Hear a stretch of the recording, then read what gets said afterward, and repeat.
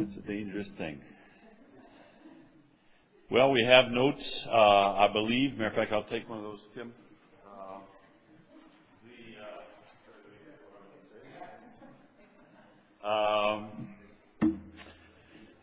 Had a nice day today over at Schaefer Academy, and I preached to the elementary kids. Well, I don't know if I preached. I don't know if you can say that, can you? But that's intimidating.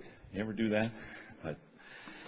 Well, again, our theme this week, and it's been fairly eclectic, a little random, I admit, but the theme is just elements of the biblical narrative and elements of the historical setting, which I think are important too as a background to the life of Jesus. And we started on Sunday because it was Palm Sunday with just a consideration of this whole issue of predictive prophecies and what an important role they played, and how I believe they are strategic, hugely. They were strategic and continue to be, but they were hugely strategic in rendering Jesus' claims credible to the generation to whom he came.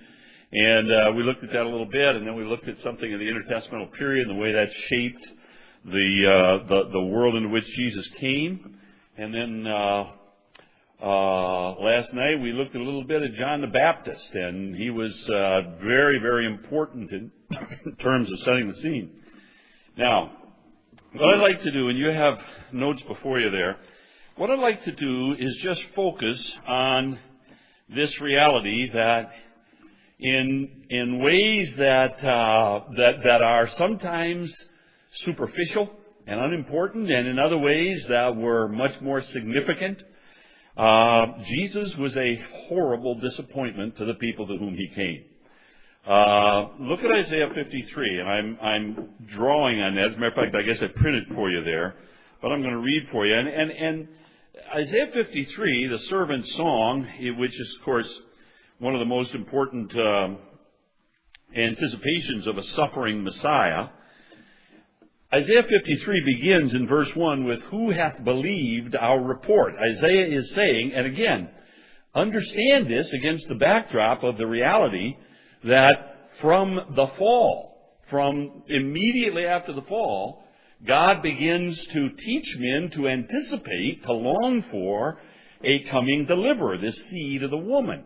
And all throughout the Old Testament, you are taught, men are taught, Israel is taught, to anticipate the blessed arrival of this long-awaited Messiah. And yet Isaiah says, who can believe it? When he gets here, we're going to be disappointed in him. There's going to be no beauty. That's what he says. Who hath believed our report? And to whom has the arm of the Lord been revealed? What sort of people is it to whom God's Messiah is going to be revealed? Then he says, for that Messiah, for he shall grow up before him as a tender plant, as a root out of dry ground. In 2 Samuel 23, you have David's last words, and it is one of the most amazing testimonies in Scripture. And he says, I'm going to pick it up, and we talked about this the other night, beginning in verse 1. These are the last words of David. I'm in 2 Samuel 23 now, all of a sudden. Thus says David, son of Jesse. Clearly, this is poetry. Thus says the man raised up on high. Now, by the way, time out in the middle of my timeout. Let me suggest something to you. And a man by the name of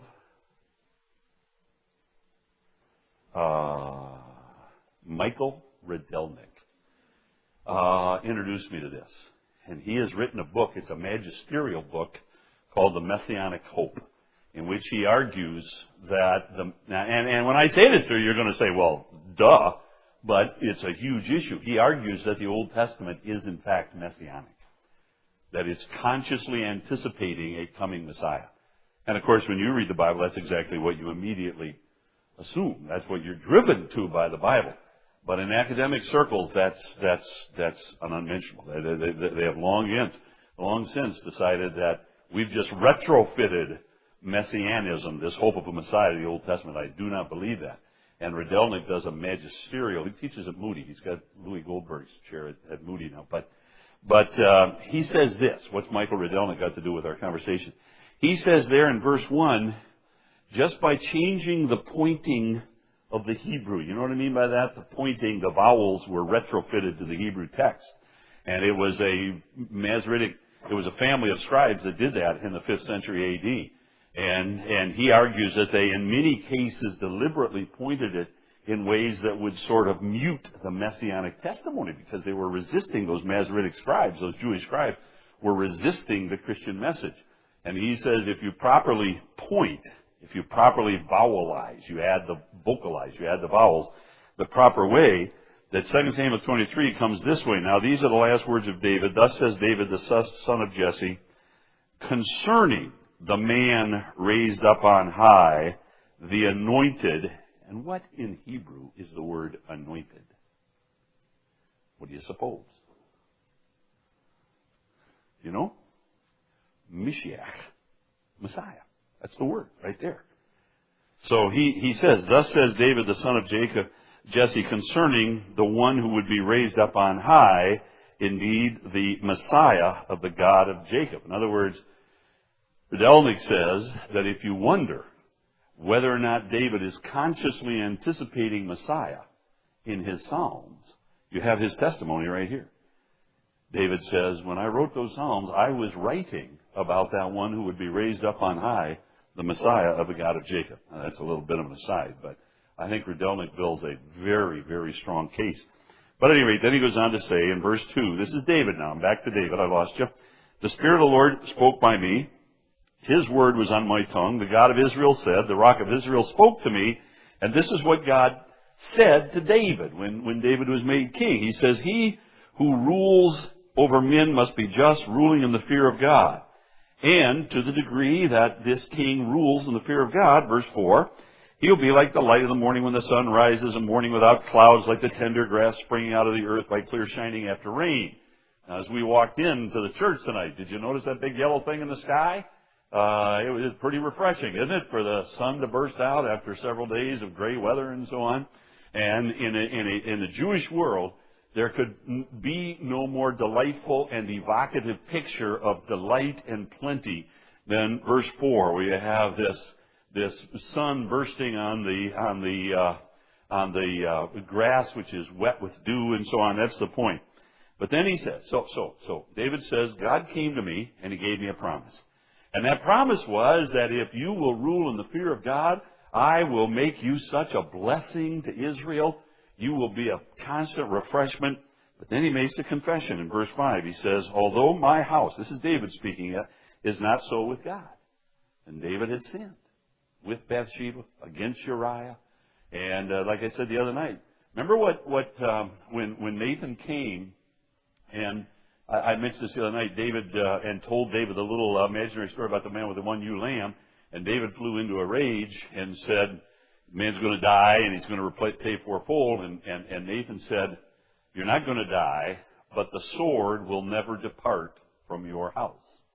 And the whole rest of the narrative in 2 Samuel and into 1 Kings, where David finally dies, is about this misery in David's life because of his sin. And so we know from the record that has left us that David has to confess his house was not all he didn't rule in the fear of God, right? But he goes on to say, although my house is not so with God, yet God has made with me an everlasting covenant. That is the Davidic covenant. Now let's stop on that for just a minute. What is the Davidic covenant? 2 Samuel chapter 7. The Davidic covenant is simply this. But you know what? It's a very simple covenant. And it has to do with the identity of the one who would sit on the throne. But it ramifies beyond words. Because the covenant that God made with David was simply this. I'll never do to your house what I did to Saul's house. That's the covenant. Now you remember, God had made Saul king. But Saul, by reason of his wickedness, his house, this is 1 Samuel chapter 13, his house was removed, and David's house was raised up in its place. And God says, I will never do that to your house. But he says that to a man who realizes that his people are already in possession of a covenant, the Abrahamic covenant, that says that God is going to raise up a deliverer who will sit eternally on a throne. So what David understands, and what every Jewish thinker has understood since, is that the Davidic covenant, what's the Davidic covenant? I'll not do to you what I did to the house of, I'll not do to your house. Remember he says, if your sons sin, I'll punish them like a father, but I'll never remove your line from that throne. But that throne is an eternal throne. And the one destined to sit ultimately on that throne is Messiah. So David knows that the Messiah is going to come from his line. That's the essence of the Davidic covenant. That make sense to you? And that's why you have in Matthew and Luke those two genealogies of Jesus, which trace themselves immediately to David. Not immediately, but so carefully to David, because every Jewish thinker would know anybody who wants to claim to be Messiah has got to be descended from David. Why? 2 Samuel 7. Now, the reason I stop on it is because when David says there in verse 5, although my house is not so with God, I haven't always ruled in the fear of God. Nonetheless, he has made with me an everlasting covenant. And then he says, that covenant is ordered in all things and secure by reason of who God is. Because he is a God who has proven himself absolutely faithful to his covenant promises, it is absolutely secure. And then he says, for this is all my salvation and all my desire. Will he not make it increase? And that little word, will he not make it increase, I said to you the other night, means will he not cause it to spring forth? And what I'm going to say again, I didn't take you here the other night, but we talked about it. But I think this is one of the clearest testimonies, salvation testimony. In what is David trusting? That's what he's talking about. I'm not trusting in my obedience. God said, if you rule in the fear of God, you'll be a refreshment to the people over whom you rule. David says, I can't say that.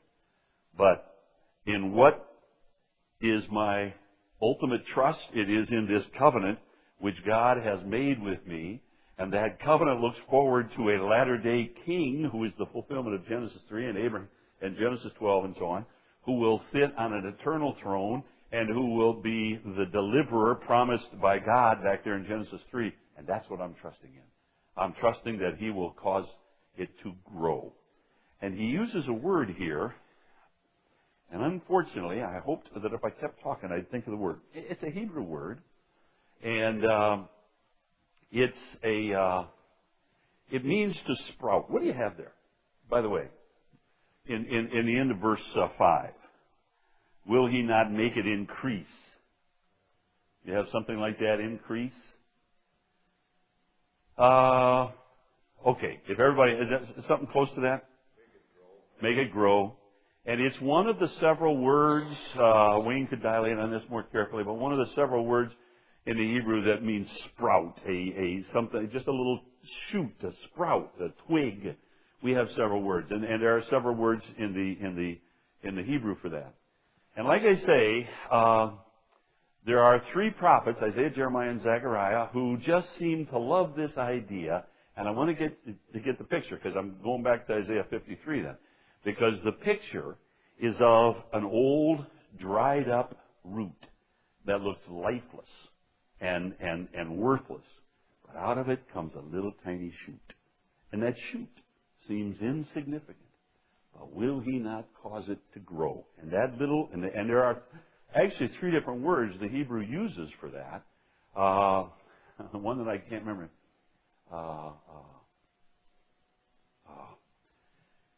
I'll get too lost in it if I get too far with it. One of those words, by the way, is nazir.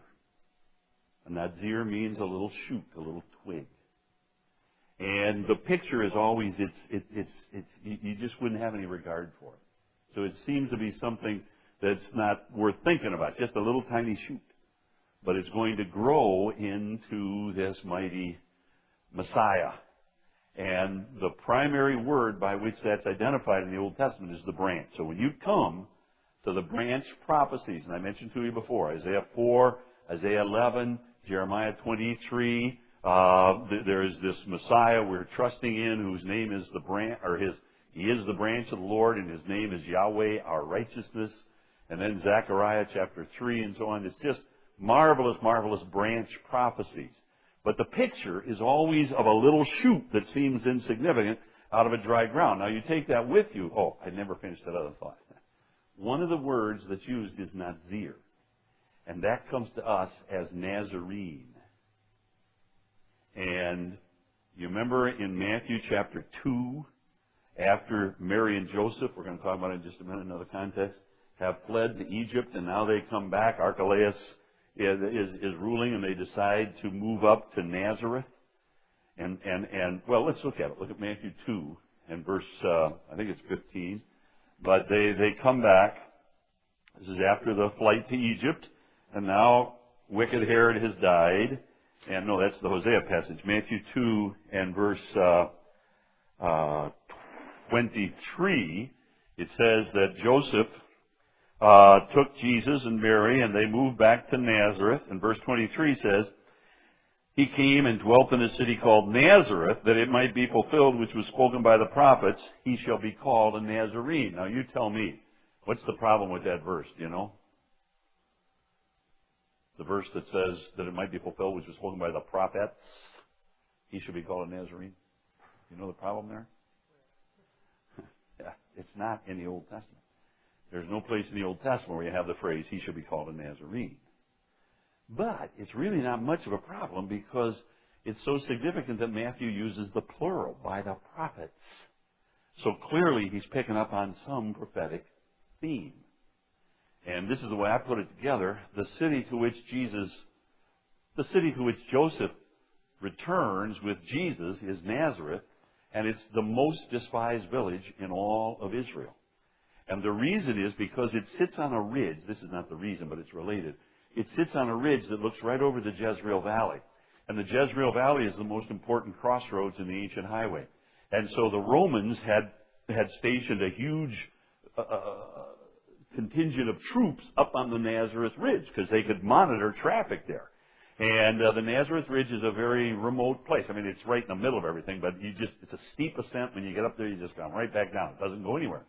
And so you got this little village here, and then you got all these Roman soldiers, and those Roman soldiers were so despised by the people that Nazareth became a watchword.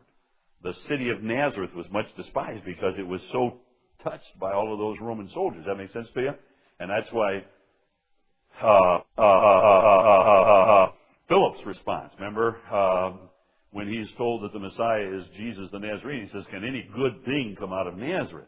So Nazareth was a much despised city, and he goes and is called a Nazarene, and all throughout the Old Testament, he's referred to, Messiah is referred to as a little tiny shoot.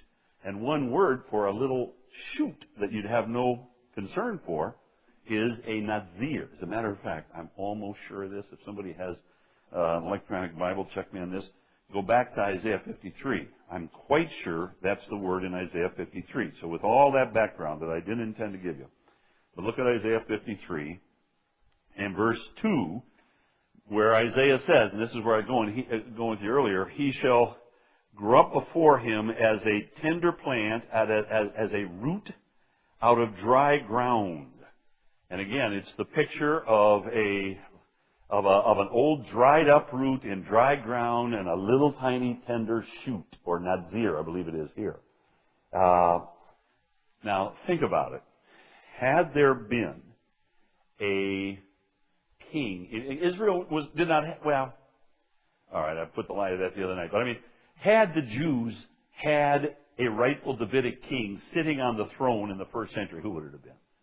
If, honest to goodness, from everything we know, if situations were different and Israel was independent and a Davidic king who was rightly descended and had the right of the eldest son, and he was sitting on a throne, who would it have been? Who would have been king in Israel? You know? Evidently it would have been Joseph. Right? Jesus' father. I mean, he's in the genealogy. He's right directly descended through Solomon. I know you got the curse to worry about and so on, but I'm just saying that if there's anybody who had the right to the Davidic throne, it was Joseph. And yet Joseph, I'm talking about Jesus' adopted father, was a peasant. He lived in a despised village. He was a man of no repute whatever. how could the Davidic line be more thoroughly dried up? As a root out of dry ground. See the point? And the root is the Davidic line. And it had dried up so thoroughly that this man Joseph had moved up to Nazareth as a stonemason to find work and so on. But he's a man of absolutely no consequence whatever. And yet, given the genealogies, he is in line to be king. The line of David could hardly have been more thoroughly dried up. And now out of it comes a little tiny shoot. And that shoot, of course, is this baby who's laid in a feeding trough when he's born. That's what we're going to talk about. Any questions about that? Grant, what you thinking? Nazir. Nazir. I-R. Now that's one of them, and I think, what do you get? And you're saying that's the word root? No, it's the word plant. I'm sorry. It's the word plant. A tender plant. A tender plant, and as a root out of dry ground. N-A-Z-I-R. Yeah. Now check me on that. There are 3 words, and the big one is not coming to me.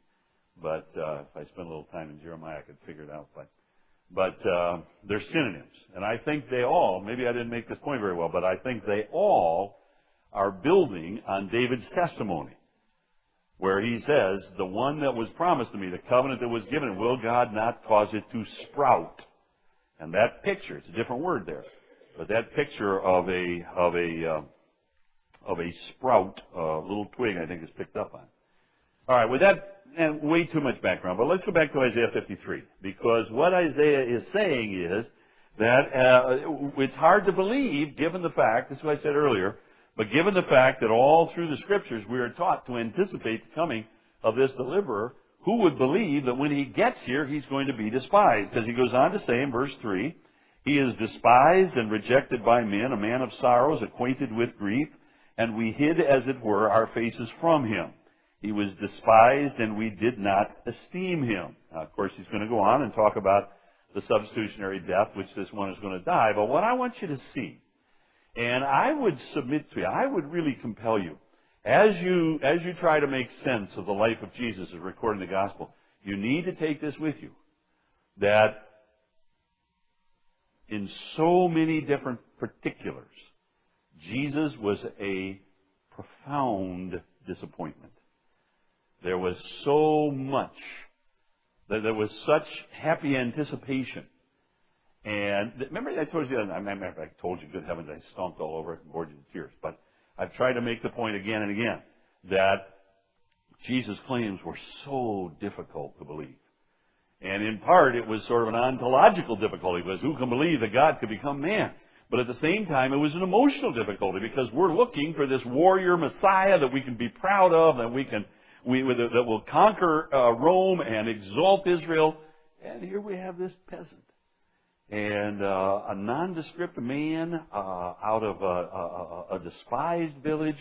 And, well, when we read Isaiah 53, I think our thoughts go primarily, and appropriately so, to the cross. And we know that at that nether end of Jesus' mortal life, when he dies on the cross, he is certainly a man despised and acquainted with grief and so on. And I think that's probably where our minds ought to go most immediately. But I will submit to you that the same is true of the manger. And I'm going to, poor Tim and Scott, now you've heard this before. If something happens to me, you can pick it up. But because we sat looking over a shepherd's field in Bethlehem a couple of weeks ago, and I spent some time with this same set of ideas. But what I'm going to do, I would like to ask you, I want us to think about, hey, here we are in the midst of the Passion Week and so on, but I want us to think about the Nativity story. And my thesis is this, that we have conceptualized that Nativity story in terms of our culture rather than in terms of that culture.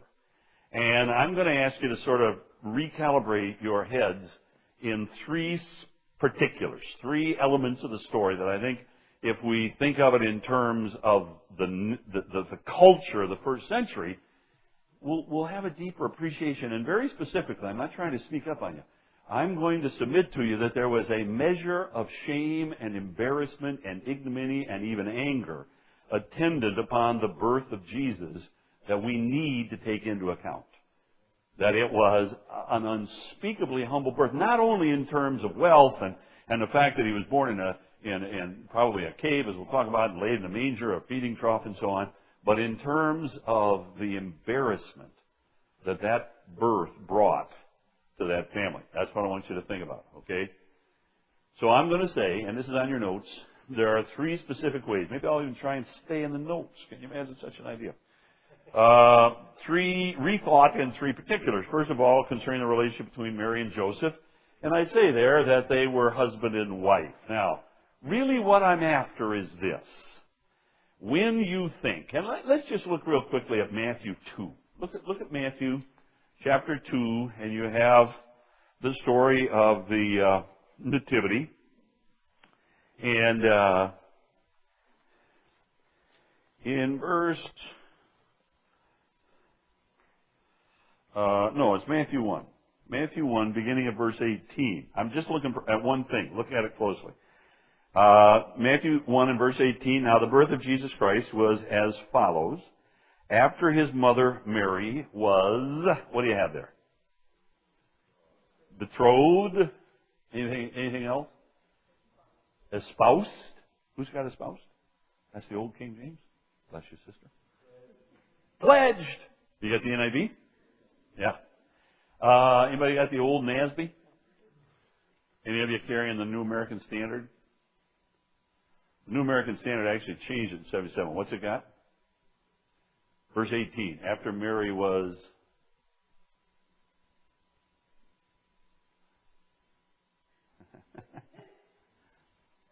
You'll find it. Betrothed. Now, interestingly, the old AS, the New American Standard, it was revised in 1977. And in the pre-1977 New American Standard, it had engaged. Now, the problem is there, betrothed or espoused is what it should say. You remember anybody old enough in this room to remember when you got married, you would do this vow, and it would say, and thereto I what? Remember? I pledge thee my troth. And the idea is you were betrothed. When you made that vow, you had pledged your troth. I don't know what troth means, but the idea was you were now husband and wife. And by the same token, the word espoused means you have become spouses. You are husband and wife. Now, the problem is that we tend to read this story in terms of our own culture, and we think of engagement. And that's the NIV has pledged. The old NASB had engaged. Well, that's wrong. It's not hideously wrong. I mean, it is wrong. It couldn't be more wrong. But I mean, it's not some grand heresy, except for that it excites in your mind, it calls to your mind a whole concept of marriage and the protocols attendant upon marriage that are part of our culture. Because what do we do in our culture? A young couple meet, they date for a while, they decide they're going to get married, and they get engaged or pledged. What does it take to break an engagement? One bad dinner, right? You're out of here. Now, in the Bible, in the culture of the New Testament, the Jewish culture, marriage was very different. And I want to talk through that. We talked a little bit about it with John the Baptist last night. But I'm going to return to that because I want you to see, here's the thing, that the way the Bible tells the story, there is really bottomless pathos to it. But we miss it because we bring our concept of modern courtship. So the fact is, it takes a divorce to break a betrothal. That's what it says. Joseph sat down. When he realized that Mary was pregnant, he sat down and would put her away privately. It's a reference to divorcing. Remember, that's the Bible language for divorce. And so they were legally husband and wife. But to make any sense of that, and I'll go the next step again, in order to really appreciate what's at stake, you've got to think of it in terms of Jewish marriage. And it's first century Jewish marriage, but it's the same thing today. So let's talk about it. I think I mentioned to you before that this is the way it worked. In that culture, number one, they were quite young. And it was always a clan function. A clan, here's this clan, I used this illustration last night. There's a young daughter. She's a young lady. She's the daughter of one of the families here. She's 14 years old. It's time for her to be married. Here's a clan here. You got a young man. He's 15 years old. So somebody from this clan approaches that family and brokers the deal by which that young man will be wed to that young lady. Does that make sense to you? And by the way, I've mentioned this to you before in passing, but it's so important to understand all of the Bible, it's more obvious in the Old Testament when they're traveling around as clans, but all throughout the Bible, you live as the basic unit of life is your clan, and you're part of this extended family. And the clan grows as you have sons, because if you have a daughter, what's going to happen? She's going to grow up, marry, and strengthen somebody else's clan. That's why to this day, in an Orthodox household, there is great rejoicing at the birth of a son. And there really is not much rejoicing, not because they don't love their daughters, but it's so important to grow your clan. And the only way to grow the clan is to have sons. And they grow up and marry from another clan and grow your clan. Does that make sense to you? That's why the dowry makes a good deal of sense. It's really not the family, it's the clan. You've invested a whole lot in this young lady to prepare her for life and so on. And now this clan pays the dowry and to reimburse the clan, because now she's going to go and strengthen your clan. Does that make sense to you? So at any rate, my point is simply that comes time for the betrothal. And the betrothal is the only place where there's any real ceremony. Well, I say ceremony, that's not quite right, but where there's any legal ceremony. There are many times in many of, as best we can tell, and it wasn't monolithic for heaven's sakes, but the standard thing was that at the betrothal, and the betrothal was a private affair, the family of the bride would meet before a judge with the family of the groom. There would be a contract drawn up, a marriage contract, and that contract would establish the amount of the dowry, and that generally was paid at the betrothal, and then it would establish the length of the betrothal period. And then at the betrothal ceremony, there would be, if there was going to be, the vows would be exchanged, because they're pledging themselves one to the other. They're pledging. They're taking vows of matrimony. But after the betrothal had been signed, and the other thing I was going to say, the contract always included the date of the wedding. And it was some months off. It couldn't be, by Deuteronomic law, it couldn't be more than a year. So now they are legally husband and wife, but they do not come together. As a matter of fact, because in that culture, just as in ours, the temptation might be the stronger, given that now that they're legally man and wife, and it is so important that they maintain their purity until the wedding. And so there is this period of betrothal, and in many cases, the bride would absent herself. And she would go off to stay somewhere else. That's what Mary does. She's betrothed. She goes to spend time with Elizabeth. Now, during that betrothal period of several months, however long and it's generally the father of the groom who decides that, but however that betrothal period is going to be, I mentioned this last night, didn't I? Each of the groom and the bride had a responsibility. The groom's responsibility was to prepare a home. And that generally, I mentioned this last night, that they had this expression, adding a room to your daddy's tent. Because that's basically what you were going to do. You were going to move in and live under the tutelage and the shadow of the groom's father, the groom's clan. On the other hand, the responsibility of the bride was to keep herself pure and to make herself beautiful for the wedding day. Now, there is nothing more, you simply don't miss a wedding. In Jewish culture, it's a time of rejoicing. It's such a special time in the life of a family. That's why I say, we saw this last night, but Jesus had just commenced his earthly ministry when he made a 3-day trip up to Galilee to be at a wedding. And that was a family. He didn't wander in there. Remember, his mother is overseeing the wedding. She's responsible for the wedding. She's horrified that they want wine. So you don't miss a wedding. And so when the betrothal contract is signed, the word goes out. And it would have gone out to all of Mary's family and all of Joseph's family and their friends and their workmates and so on.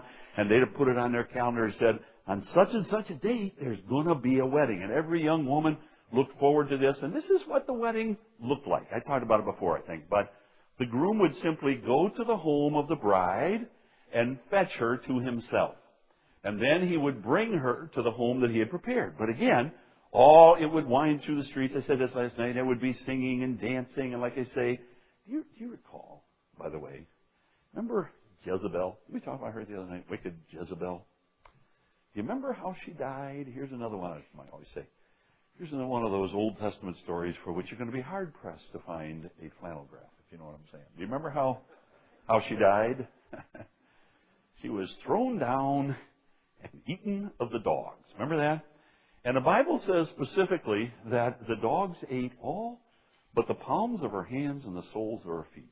And this goes absolutely, this doesn't help at all, except that it gives you a sense of how important this is. There's a rabbinical midrash on that passage that says that the only reason God spared the soles of her feet and the palms of her hands, because at least when she encountered a wedding party, she put down what she was carrying and clapped her hands and danced. Now, again, I don't know how thoroughly advantaged she was for God's mercy in that regard, but nonetheless, I mention it only as an indication. And I said to you last night that if you encounter a wedding march, you stop what you're doing and you dance and sing for a while and then you just go on home. So that's what the wedding was. There was no ceremony. The vows had already been spoken. They were already husband and wife. They would make their way to the home that the groom had prepared. And when they arrived, and we talked last night about how the groom would kind of sneak off for a little while, and then he would come, and there'd be great rejoicing at his arrival and so on. And then there would be this wedding feast, which was really pretty much like what you and I think of as an open house that went on for several days, and as depending on the wealth of the of the family.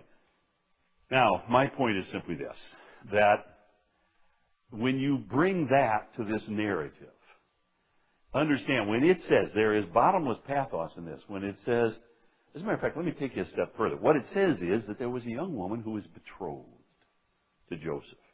And that means that the announcement had been made, that there were families there in Nazareth, there were families down in Bethlehem, because both of them were from the city of Bethlehem. And there were all sorts of people who were anxiously, happily anticipating this remarkably happy day when they would gather for the wedding march and then the wedding feast of this sweet couple who had been betrothed. But now let's think about what happens.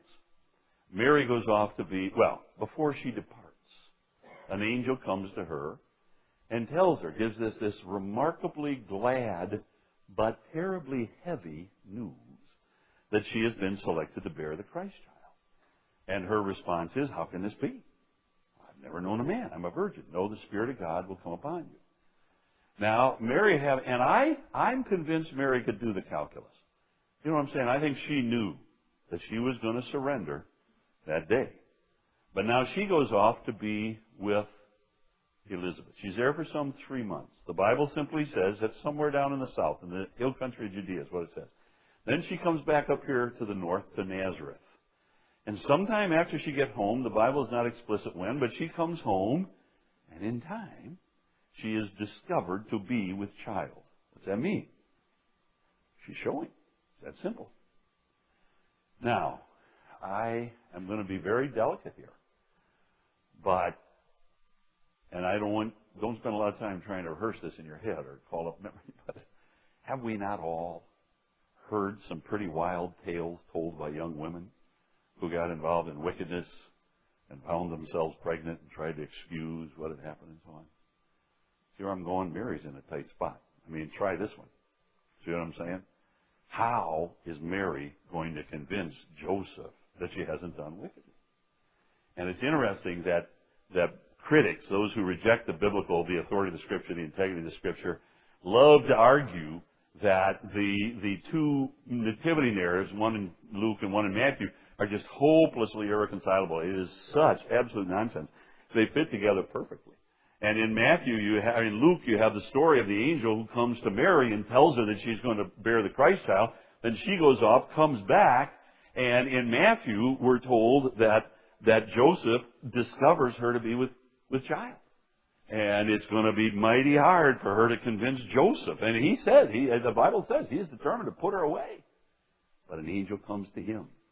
And notice what he says. Here's my point. Here's where I'm taking you with this. If you read it in terms of its own culture, you know that when it simply says, is all it says to you, but there's a whole lot of cultural baggage that goes with this, that when it simply says that there was this young woman who was betrothed to a man named Joseph, it means that the betrothal contract had been signed, the dowry had been paid, the happy news had gone out, there were dozens and scores of people who were anticipating that happy day, but now Mary is discovered to be with child. And Joseph is heartbroken, but now an angel comes to him, and notice what the angel says. And I'll tell you something. There is so much pathos in this, because it says in verse 20, while Joseph thought about these things, again, he was, and let me take it back to verse 19, because I want to suggest a little bit of a different reading of verse 19. I have, then Joseph, her husband, well, let's start with verse 18. After his mother Mary was betrothed, before they came together, she was found with child of the Holy Spirit. But she knows it's of the Holy Spirit, but nobody else. How is she going to persuade anybody? And Joseph, her husband, being a just man. That participle can just as well, it's a present participle, and I think it can be just its own. I think it can be just as well read, although he was a just man. So let me just suggest that to you, and let's read it that way.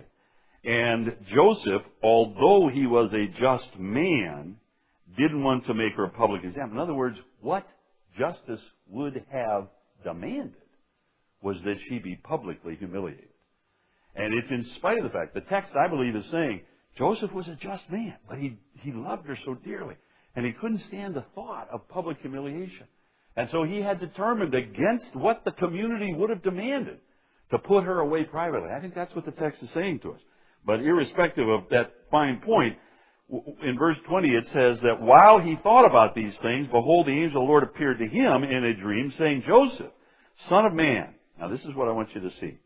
Joseph, son of David, he says, Joseph, son of David. The angel says, do not be afraid to take to you Mary your wife. Now, eyeball that verse, will you, for just a moment? Do you have this? Do not be afraid to take Mary as. Do you have the word as there? Some of you do. Is it in italics? Should be. A lot of translations don't do that anymore. It doesn't belong there. It's not in the Greek. And do you see how it transforms the passage? If the angel says, don't be afraid to take Mary as your wife, what does that mean? Not your wife yet. Yeah, go ahead and marry her. That's not what it says. What it says is, and think about this, do not be afraid to fetch Mary, your wife. Now, it was going to happen some months later. There was going to be great rejoicing and dancing, and she was going to be so thrilled, and it was going to be the highlight of her life. None of that. There's not going to be any parade. Not going to be any rejoicing, any singing. But Joseph, go get her. Bring her home. I think very possibly he had to do it under cover of night. There would have been those who were anxious to stone her if they had the chance, because she was carrying a child which was conceived before the wedding night. And when the angel says to Joseph, Joseph, don't be afraid, there's evidently reason not only to be ashamed, but to be fearful of the way people might react. But the angel tells him, you go get Mary, bring her to the home you prepared. It's one of the most poignant scenes in the whole nativity narrative, when Joseph is told to go fetch this young woman to whom he was betrothed, but not yet wed. And that whole scene, when understood against the backdrop of marriage customs in the Jewish world, as I say, just reflects, I think it's so much more powerfully, reflects the reality that there was a measure of shame and embarrassment about this that we really cannot fully appreciate. It's hard for us to even calculate the degree to which bearing a child that you had conceived before the wedding night was a source of shame. And I know that, look, I'll just tell you right now, we have I mean, we spent about 10 years of our life, sort of, and we're thrilled about it. We'd do it again in a heartbeat. Wouldn't do anything else. But I have a daughter who got pregnant before she was married, and she and her daughter lived with us for the first 7 years of that little girl's life and so on. So I understand that in our culture, it's all about us. But maybe we get just a little too used to it, and we need to at least understand that in this culture, it was a shame almost beyond what we can calculate. And here she is carrying that child, and again, she might tell somebody, "No, I'm yet a physical virgin. I'm pure." But how are you carrying that child? Well, the Holy Spirit. Who's going to believe that? See the point? All right, so I'm saying the first thing you need to understand is that Mary and Joseph were not engaged. They were betrothed. They were legally man and wife. And with that comes the whole set of realities as to what marriage looked like in that culture. Does that make sense to you? All right, now let me offer you something else on the next page, and it's kind of, it's pretty mundane, but I'm going to argue, and honest to goodness, I'm going after a pretty precious narrative. I know this is pretty close to us, but I'll warrant. I don't know for sure, and I won't ask you to confess it, but this is certainly how I was reared. I would guess that most of us in the room have the notion that Mary and Joseph, because they had to report to Bethlehem on a certain day for the census, went down there at exactly the time the baby was about to be born, and they came, kind of screeching into town and went from motel to motel, and there were no vacancy signs everywhere. And just as soon as they got into town, the baby was born. And that's why they had to do it out somewhere where the animals were kept. The fact is, I would argue, and this is a horribly technical and mundane point, but I think it ramifies. I would argue that Mary and Joseph were not going down to Bethlehem for a quick trip intending to return to Nazareth. They had relocated to Bethlehem. They had determined to quit Nazareth and to move back to Bethlehem. Now, I'm going to try and make that case to you, and then I'm going to speculate as to why. Does that make sense to you? Now, in the first place, I think it's worthy to ask, what were Mary and Joseph doing up in Nazareth in the first place? And without spending too much time with it, let me just tell you two things. First of all, I mentioned this to you last night in a No, I didn't. I said something about this at the school. But the fact is that Galilee, this area to the north, Galilee, Samaria, Judea, right? Bethlehem is in Judea. It's 5 miles south of Jerusalem. It's a suburb, really, of Jerusalem. And that's where both Mary and Joseph were from the city of David. They were Judahites. They belonged down in the south. But they were living up in Nazareth. Well, Galilee as a whole, up around the Sea of Galilee, had been annexed by a Maccabean king, a Hasmonean king, about 150 years before Christ. And it was so much easier living up there that hundreds of thousands, as best we can tell, of Jewish people had moved up there and settled in all these villages and so on. And so there were a lot of people who had relocated where life was, and the other life was a bit easier and so on. Did I mention to you, I know I did in school today, that the rabbis like to say it's easier to raise 10 sons in Galilee than one vineyard in Judea. And it really was. Life in Judea down around Jerusalem was tough. Life up in Galilee, much more tillable soil, broad plains, very open. You could put a road in a lot of different places. You have villages all over the place. Down south, a lot of rain, but it all comes at once and it runs off because the valleys are so steep and the ridges are so narrow that it's hard to travel, and villages have to be perched on the edge of a hill, and everything about life in Judea is difficult compared to life in Galilee. So many had settled up in Galilee. That's why, by the way, time out when Jesus did his public ministry, he spent so much time in Galilee. He has to go where the Jews are. On the other hand, why Nazareth? Well, interestingly enough, as I say, Nazareth sits on a ridge, and it looks down on the Jezreel Valley. But on the back side of that ridge, on the north and west side of that ridge, there's a little town, never mentioned in the New Testament, called Sepphoris. S-E-P-P-H-O-R-I-S. Sepphoris, Herod the Great. Remember our buddy Herod the Great, who's reigning just before Jesus is born and still on the throne? Herod had decided to make Sepphoris the flower of the Galilee. He was pumping all sorts of money in there. Now, Sepphoris was part of a rebellion and it was destroyed, but then Herod Antipas had decided to rebuild it. So there was all sorts of work. And I think Joseph's family. Joseph is described in the Bible as an artisan. A tectone is the Greek word. And we like to think of him as a carpenter. And frankly, I love carpentry. I'm not good at it. Some of you are, but I'm not good at it, but I love it. And I find it very evocative and satisfying to think of Jesus as a carpenter. But he almost certainly, I always say, I have an autographed picture of Norm Abrams in my garage. I want you to know that. Do you know Norm Abrams? I always say he's my second favorite Jewish carpenter. I don't even know if he's Jewish for sure, but it sounds like it. But he's a TV carpenter, you know. But the fact is, Jesus was almost certainly a stonemason, primarily. And that's what you build with in Israel. But the point is that Joseph's family, Mary's family, very possibly, they were families of stonemasons, and they had moved up here and were living in Nazareth on the top of the ridge, because just on the backside of the ridge, about 4 miles away, is Sepphoris, and there's a lot of work. And all the work in Jesus' day, just write this down somewhere, just have this in your head, the work was day work. So you'd go and report to a gang boss or to a project boss, and you'd usually work with a group, you know, a kind of a work gang.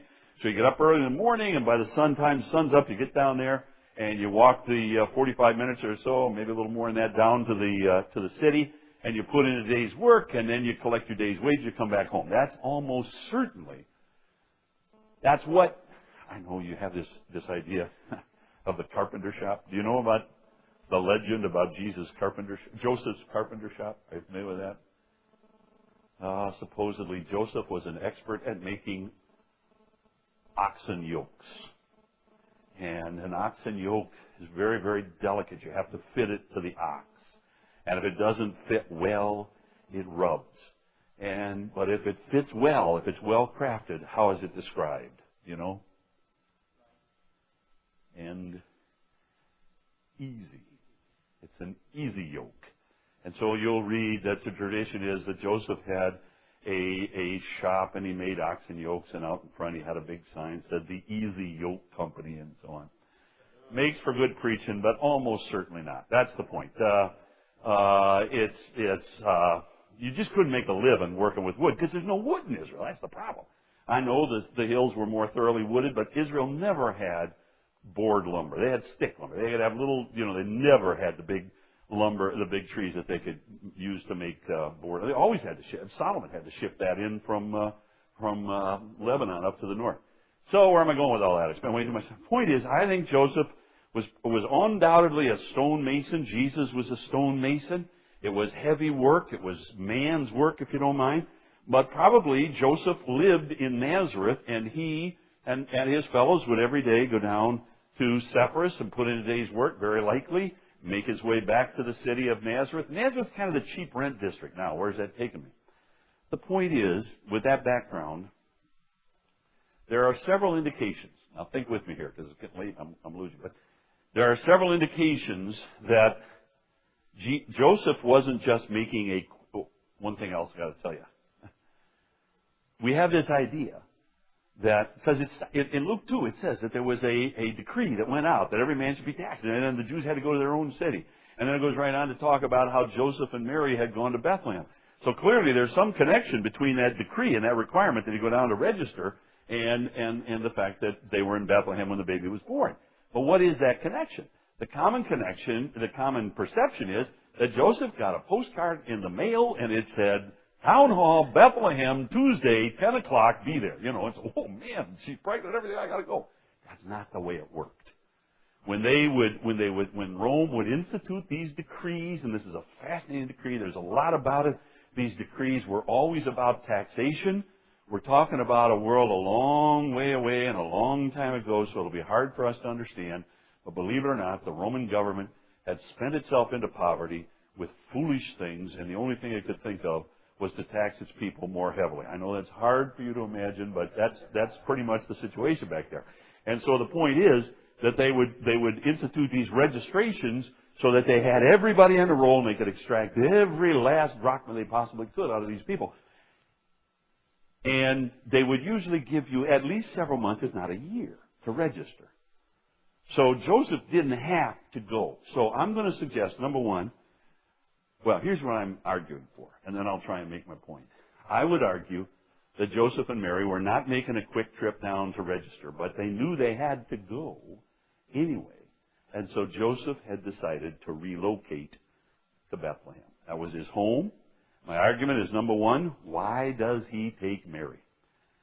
If he was going down to register everything we know from Roman history, history, there would have been no reason for whatever for him to take Mary on that very difficult trek, at least 60 miles, and if he had to go the rift route 90 miles down, a hugely difficult trek. No reason for it, whatever. So I think the fact that he takes Mary and she's pregnant would suggest very strongly that they were moving down there. Secondly, now stay with me on this. Do you remember what happens afterwards? After the baby is born, Herod, through the wise men, hears about it and determines to kill him. Joseph and Mary flee to Egypt.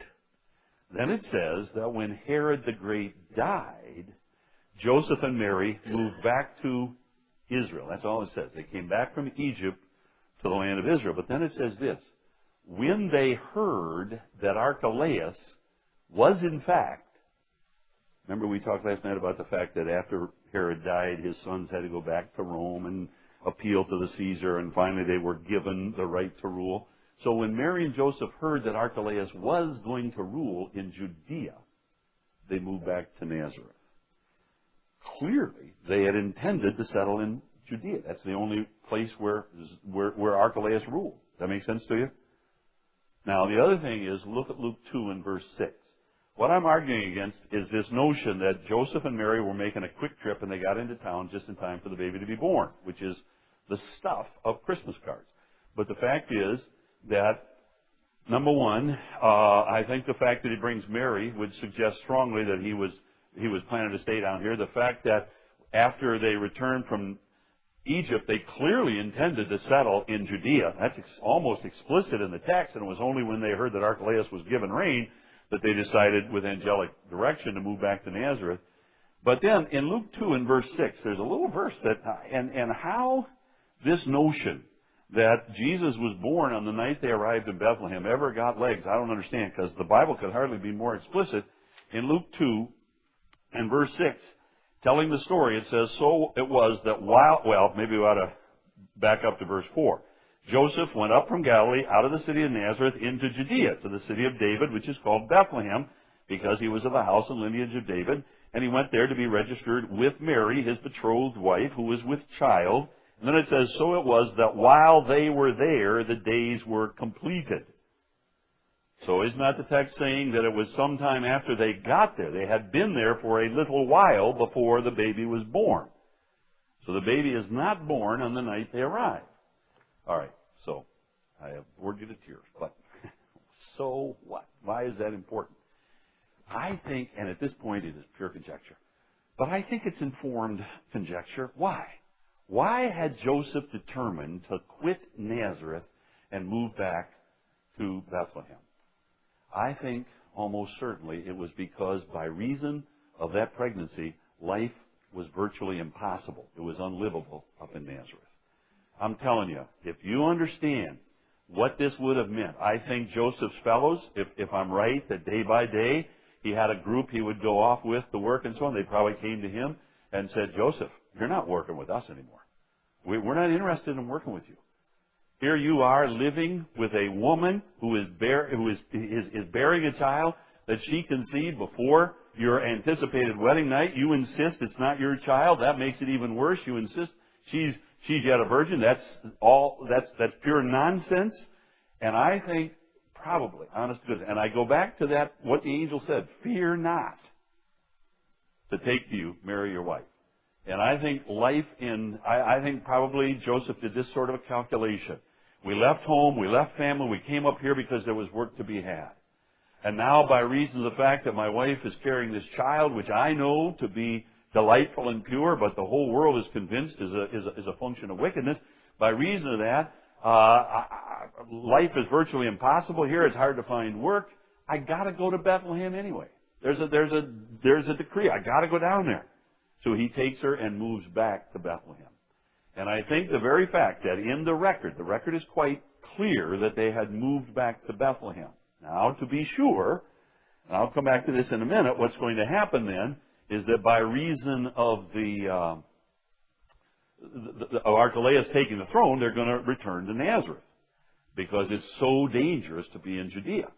But I will argue that it's another element of the story which bespeaks the fact that there was such shame. Now, one other thing, and this is a big one, and I'll be done with this. In Luke, any questions about all that, by the way? I'm hurrying here, but and I give you those lines of evidence and so on. But on the next page, the kind of the big one, although it's not, is the place, concerning the place. And folks, you have it in your head that Jesus was born in some sort of inn. And that is entirely a function of Luke 2 and verse 7. Look at Luke 2 and verse 7.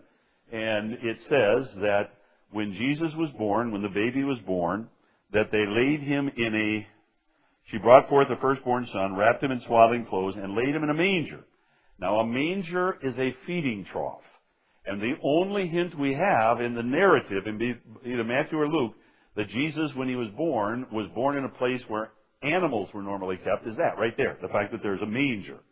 Let me talk to you. Well, I'll come back to the manger. But then it goes on to say, look at the verse, it says, because there was no room for them in the inn. So you have that word inn. Does everybody have that same word? I think it's almost ubiquitous. All translations. It's a horrible translation. And the word in the Greek is kataluma. And kataluma means, and it can only mean, upper room. Now it's used two other times. I think I can give them to you there in connection with the upper room where Jesus took his disciples for the Passover and then the Lord's Supper and so on. But the word means upper room. Now you say to yourself, hold on here. How did it get to inn? Well, I'm glad you asked. The fact is that in Jewish life, you built your house in such a way as to be able to do a lot of living on the roof. The roof was always an important place. Remember, Rahab was drying her flax up there and so on. You just always made the roof. The homes were so tight and usually small and so on. They had an open courtyard, but then small rooms. But you built above those rooms a usable roof. Now, one of the uses to which a roof was most often put was the place where you would put a guest. The kataluma was the place where you would put a guest. Now, in most cases, it would just be some sort of a lean-to, some sort of a shelter. But it was the honored place where the guest could go up and sleep and so on. And, of course, your family might often sleep up there in the warmth of the year and so on. But when you had a guest, you kept him in the upper room, the kataluma. If you were wealthy, you might craft, as the woman did for Elijah. Remember, built a chamber on the roof where he could stay and so on, a prophet's chamber. But the reference is to the upper room. And I will argue, and not everybody will agree with me on this, but I'm right, that what you're thinking of as a public hostelry, a little place, when you think of an inn, maybe by a rippling brook with a water wheel, I don't know, you think of this little kind of little inn, where you go and you get a little porridge for the evening, go up to your room, pay for a hostelry, where you pay by the night for a room. It didn't exist in the first century.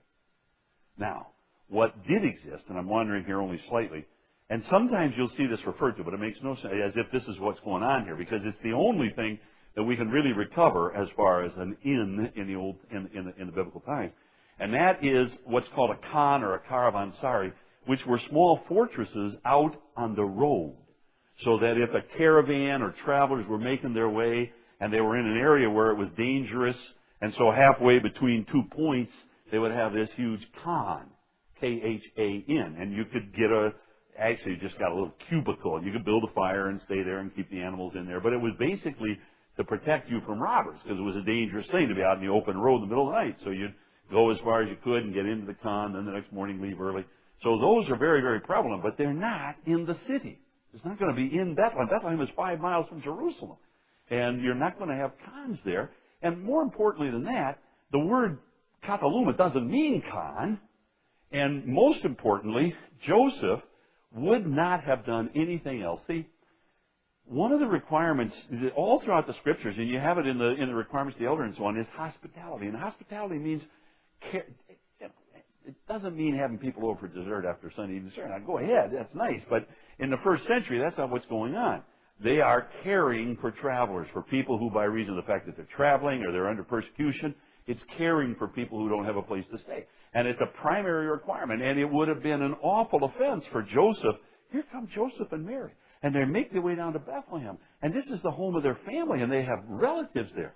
And Joseph certainly would have gone to his relatives and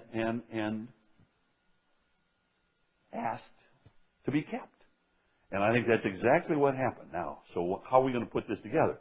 It says that when she brought forth her firstborn son, she wrapped him in swaddling clothes and laid him in the manger because there was no room for them in the kataluma. Most commentators will say this. They'll say, well, there were so many people who had come to Bethlehem to register for the decree that it was so crowded that they just didn't have any other room. Maybe so. I don't think so. Because that's not the way the decree worked. There's no reason to think that at any given season the city was all of a sudden overflowing with people who had come to register. There were probably only several hundred who had to do this in the first place. And in the second place, Bethlehem was not a huge village. In the second place, they undoubtedly had several months to do it. I think the point is this. And interestingly enough, you can read that verse, Luke 2:7, this way. That she laid him in a manger because the kataluma was no place for them. And I think the point is this. I think Joseph and Mary had undoubtedly done what that culture would demand that they do, and they had left Nazareth because life was unlivable there, and she's bearing this child. And remember now, there's a whole family who at one point, not too many months ago, had been notified of the betrothal and had marked the date on their calendar and had begun to anticipate that happy day. And then, not too many weeks after that, another message came. And the message was, the wedding's off. Mary's carrying a child. And it would have been such a source of embarrassment to the various family members. And now Joseph comes with Mary, and she's great with child. We don't know how far along. The baby's probably going to be born fairly soon, but there are going to be some days there before the baby is born. And Joseph would have gone to his parents, his brothers, whoever. They all probably lived in one small neighborhood, and went and just said, is there a place where somebody can put us up? And I think that family probably said, Joseph, we love you. And we want to care for you. And we love Mary. And we're willing to take her into our family. But she's carrying a child, which she conceived before the wedding night. And you got all these stories. But we simply cannot give you the place of honor. Now, we have a cave. And we keep our animals in the cave. And we can put those animals out to pasture. And you can clean that up and you can live there. Now, the almost unanimous tradition is that Jesus was born in a cave. It makes all the sense in the world. Caves, by the way, they built with stone. And generally, because they were building with limestone down here in Judea, in Bethlehem, the limestone, you could work with field stone, but it was difficult. Generally, if you're going to build a building, if you could do it, you'd find a good strain of limestone in a hill somewhere, and you would quarry the little blocks to build whatever building you were building. And as you did that, you would very deliberately leave behind a usable space. And in many cases, it might be a stable, a place for animals. So you'd have a low door that you could cover and keep the animals in. And as you carved away those blocks that you were going to build, you would very deliberately leave behind, in a couple of places, a block of stone that was still attached to the earth. Just a little column of stone, and then you would hollow out the top, and that would be a feeding trough. And you can see a lot of these in Israel, that in cities where they had stables. So when you think of the manger, try and get rid of the cross-legged little wooden thing. It was undoubtedly a block of stone, probably yet attached to the earth. And it would generally be in some sort of a cave that was intended as a place to keep animals. And I think the best reading, and the reading that really compels itself to us, is that his family said, you're welcome to the cave. And so probably for how long? It says while they were there, the days were fulfilled. So maybe a couple of weeks, maybe several weeks, Mary and Joseph are living in a cave. And everybody who goes by knows full well why they are living in a cave. And as the time of the baby's birth draws near, I think of Joseph as maybe, cleaning all of the refuse out of that feeding manger, and then scrubbing it out maybe a couple of different times and finding some fresh grass and laying it in there. And when this baby is born, he's laid in a feeding trough. And what strikes me about that is that, do you remember the angels who come to the shepherds? And they have this glad announcement that the Son of David, the long-awaited Messiah, is born. And then they say this, and this would have been staggering. They said, this will be a sign unto you. You go into the city, find the baby, but this will be a sign unto you. You'll find the babe wrapped in swaddling clothes. Now, that's not the sign. Every little baby was wrapped in swaddling clothes. The sign is, you'll find the babe wrapped in swaddling clothes, lying in a manger. You don't do that with a baby. The angels didn't have to fear that maybe the shepherds would find two babies lying in mangers. See the point? And the whole point is that it is such a testimony of the shame of that baby's birth that when he was born, he was laid in a manger, a feeding trough. And I think, again, I would go back to it. I would read Luke 2:7, that the place of honor, the room, the guest room where we place honored guests is no place for you, Joseph. But we'll put you there in a cave. And I think that's clearly Jesus was born in a cave. How came he to be in that cave? I think the indication of the record is that they had been there for some time because of the ignominy of that birth. Now, it's interesting, and I'll get myself way too much involved in this story at this point, but it's interesting that some days later, let's not talk about the chronology. I mean, I'm happy to another time or any time, but I believe it's maybe about 6 weeks later that the wise men show up. And when they come to Bethlehem, having gone first of all to Jerusalem, remember that whole story, but now they come down and they find the babe there, and it says they went into the house. Remember that? I think the point is probably this. And at this point, I'm going to insinuate myself, as I say, way too much into the story. But I mentioned to you before that Diane and I, my wife and I, we have 3 children, and I'm my middle daughter, or my middle child, my second daughter, who is, all my kids, they love the Lord, and they're doing so well, and my Kia is such a light to me. She's the sharpest girl you ever hope to meet. But she did wickedly. And she got pregnant. And I can remember, as a matter of fact, it draws me up short to remember it even to this day. I've never been more thoroughly emotionally conflicted in my whole life. Because on the one hand, this is my first grandbaby. I'm excited. I'm delighted. But on the other hand, that baby was conceived through a wickedness. And I don't want to pretend that it was any otherwise. I can't just pretend that this is. So you're just torn sort of in two until the baby's born. Then, all bets are off. You just love that baby. And I wonder if it wasn't much that same way. I think once the baby was born, Mary is invited into the house, and they quickly would have found a place to stay. They intended to stay down there, but now the report comes that, well, of course, first of all, they flee to Egypt, and then they move back here, but now the report comes that Archelaus is indeed going to be given that throne, so they move back to Nazareth, and that's where Jesus is reared. So, am I making any sense to you? I know that I've redefined your Christmas only slightly, but I would suggest to you that, number one, they weren't engaged, they were betrothed, and with that comes a whole lot of baggage as to how people are going to react and so on.